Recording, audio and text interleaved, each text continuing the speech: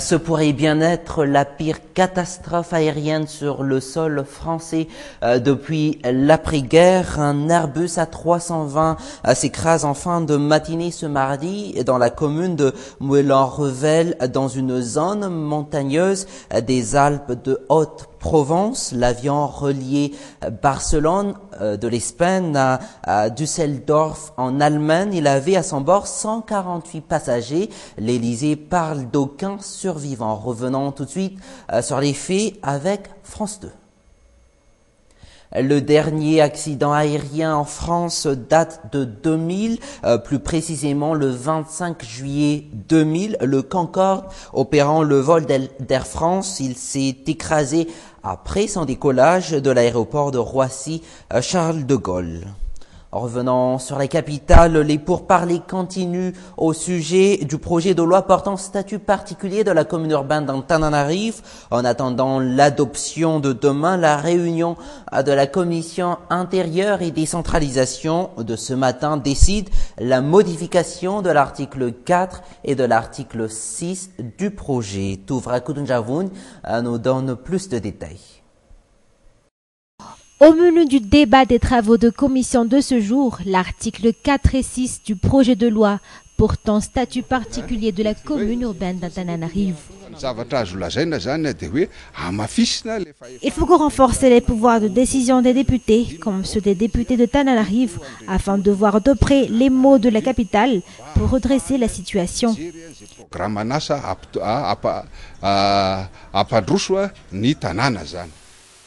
Au final, les membres de la commission intérieure et décentralisation adoptent la nomination du délégué au maire par le maire élu, selon la proposition des députés élus sur la capitale. Concernant l'article 4, qui prévoit la détermination des nombres et limites territoriales des arrondissements en Conseil des ministres, la réunion décide de donner le pouvoir au conseil municipal.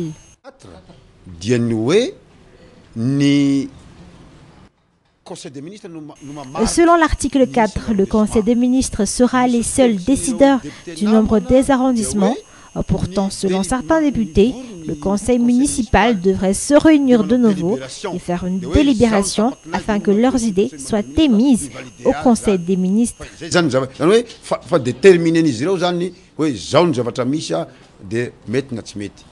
Les propositions d'amendement des députés de la capitale ont été reçues à 90%, se défend le président de la commission intérieure et décentralisation auprès de l'Assemblée nationale. Une manière pour lui de dire que le débat d'aujourd'hui a été ouvert. Les députés de Tananarive ainsi que les représentants de la commune et les représentants des chefs Ouktagne sont reçus, ainsi que tous ceux énoncés dans la loi. Le projet de loi portant statut particulier de la commune urbaine d'Antananarive sera demain au menu de la séance plénière de la Chambre basse. Et en attendant la course pour les communales se prépare la bataille pour porter le dossard vert et bleu du team est déjà engagé. De même pour l'alliance Ambudvoun, l'association Yarakisik ou le groupement politique Mapar qui commence eux aussi le casting. La course se prépare, l'appel à candidature pour ceux et celles qui veulent se présenter aux côtés de Andraduel au communal est lancé.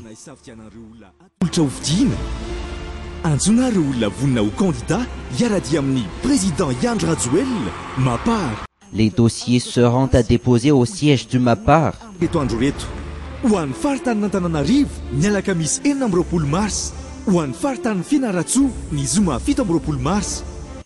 Des dossiers qui seront sélectionnés minutieusement. Objectif, armer l'équipe pour faire face au projet du HVM.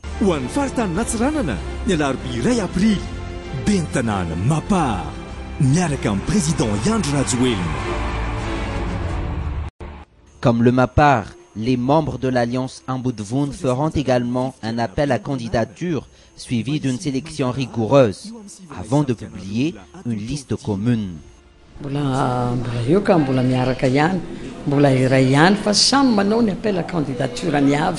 L'Alliance Ambudvun reste toujours solidaire, sauf dans le cas des élections communales. Chaque parti fait appel à leur propre candidature. À la fin des dépositions des candidatures, l'Alliance se réunira de nouveau afin de voir lesquelles garder et lesquelles rejeter. Tous citoyens prêts à suivre nos partis politiques sont d'ailleurs invités à déposer leur dossier de candidature.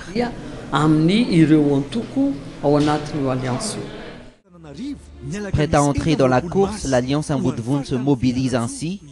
Pour le Mapar, le dépôt des candidatures commencera le 26 mars prochain.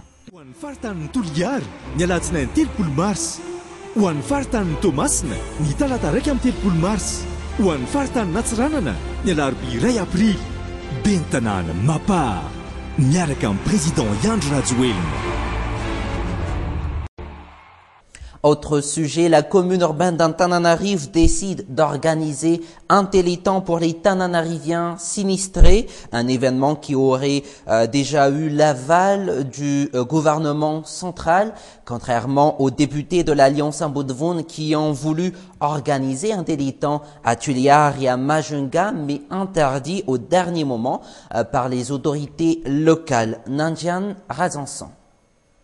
Un défi pour Nyasin Andjemanzatu, organiser un téléthon pour les Tananariviens sinistrés. Le PDS de la commune urbaine d'Antananarive, et qui n'est pas son premier défi vis-à-vis du gouvernement central. En décembre, il était parmi ceux qui se sont opposés au morcellement de la capitale en 6 communes distinctes. Pour moi, il est tout à fait normal que le PDS aide les sinistrés afin de montrer sa solidarité envers ses compatriotes. Cela pourrait se relever d'un défi, vu que toute autre organisation et association ont été stoppées de venir en aide aux démunis. La commune s'est lancée, une démonstration qui cache un soupçon de défi. Mais de notre point de vue, cela pourrait être un défi lancé par le régime Razonarmampian à l'endroit de l'Alliance Ambudvun. Le gouvernement central qui aurait déjà donné son autorisation à l'équipe de Nyasin Andjemanzatu, qui n'est pourtant pas du BNGRC, le Bureau national de gestion des risques et de catastrophes. Une décision contraire à celle prise lors du téléthon organisé à Tuléar par les députés de l'Alliance Ambudvun. L'État a interdit à l'Alliance Ambudvun d'octroyer des dons à Tuléar, un acte que le gouvernement devrait dorénavant modifier, vu que les dons sont surtout destinés aux sinistrés, non à des fins politiques. Que signifie l'autorisation donnée pour Nyasin Andjemanzatu? Et qui peut organiser un téléthon? Qui ne peut pas? Quoi qu'il en soit, l'événement de l'équipe de la commune urbaine d'Antananarive ne fera que creuser davantage la mésentente entre Rivrakutvau, le bras droit du chef de l'État, et Nyasin Andjemanzatu. À direction à présent Mananzar, où la population s'est révoltée hier après une bavure des éléments de la gendarmerie nationale, des éléments qui ont tabassé un quartier mobile qui vient de poursuivre un voleur à temps expliqué. Et comme je vous le disais en titre, un agent de sécurité perd la vie hier en protégeant un ressortissant français d'un vol à la tire à Ambudvun. Un groupe d'individus voulant agresser ce ressortissant étranger était à l'origine du coup. Le rappel des faits avec Aris Ariel et Nzar Ranjiansu. Ambudvun, lieu d'une scène sanglante. Hier, une attaque de pickpocket envers les sécurités des lieux vire au meurtre. Ici, la route est pleine de sang. Les pickpockets ont poignardé l'un des gardiens de sécurité.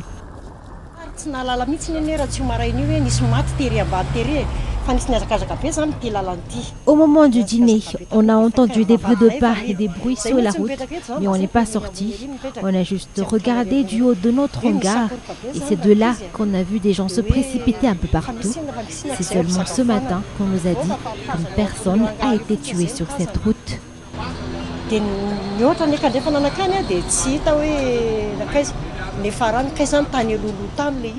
L'un des sécurités attaqués meurt sur le coup. Malgré des blessures graves, son confrère a pu tout de même prendre la fuite. Selon Tahir, ce genre d'attaque n'est pas un fait nouveau dans ce quartier. De nouvelles cibles apparaissent toutes les semaines. Une fois, j'ai vu un voyageur faire un chargement près de Viva. Une fois le chargement fini, des malfaiteurs se sont approchés du Chinois, le voyageur, mais heureusement que le Chinois avait une arme sur lui. Les malfaiteurs n'ont pas osé le voler, ils se sont enfuis, mais le Chinois les ont poursuivis.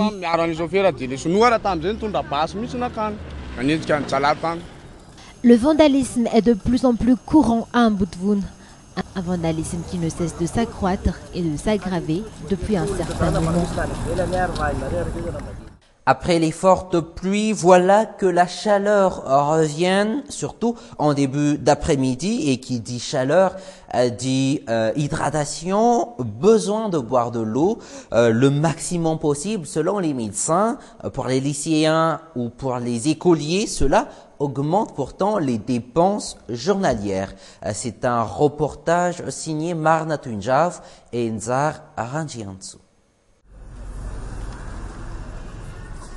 Sortie des classes, malgré l'heure tardive, ici, chaque élève arbore des bouteilles pleines d'eau à la main, de l'eau ne provenant pas du robinet. J'emporte toujours de l'eau filtrée, vu que l'eau de la Jirama n'est plus vraiment claire, donc elle est imbuvable. Pour ces enfants, l'eau provenant de la Jirama est imbuvable. Pour eux, seule l'eau embouteillée donnée par les parents est potable. L'eau de la Jirama n'est pas potable.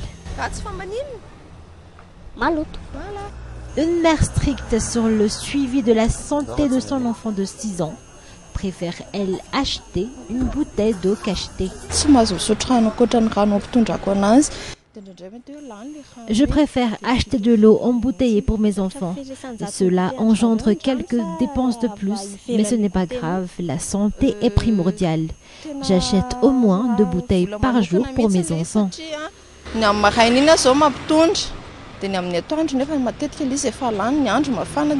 Pour les épiciers, les recettes augmentent vu le nombre de bouteilles achetées par jour par les parents. Les épiciers toujours à l'affût des nouveautés. Ici, comme à chaque soir, les étalages sont toujours presque vidés. La plupart des élèves achètent à la fois une bouteille de jus de fruits et un petit gâteau. Les jus de fruits qui sont souvent écoulés les jours ensoleillés. De 200 ariars à 1500 ariars, les bouteilles d'eau et de jus de fruits sont accessibles pour toutes les bourses. Mais la question qui se pose est-elle, quelle sorte d'eau minérale ou eau sucrée est sain pour la santé des enfants? Et dans les actualités internationales, Karim Ouad, condamné hier à 6 ans d'emprisonnement pour enrichissement illicite, fait appel à la Cour suprême. Le fils de l'ancien président sénégalais Abdoulaye Wade et ancien ministre n'accepte pas le jugement.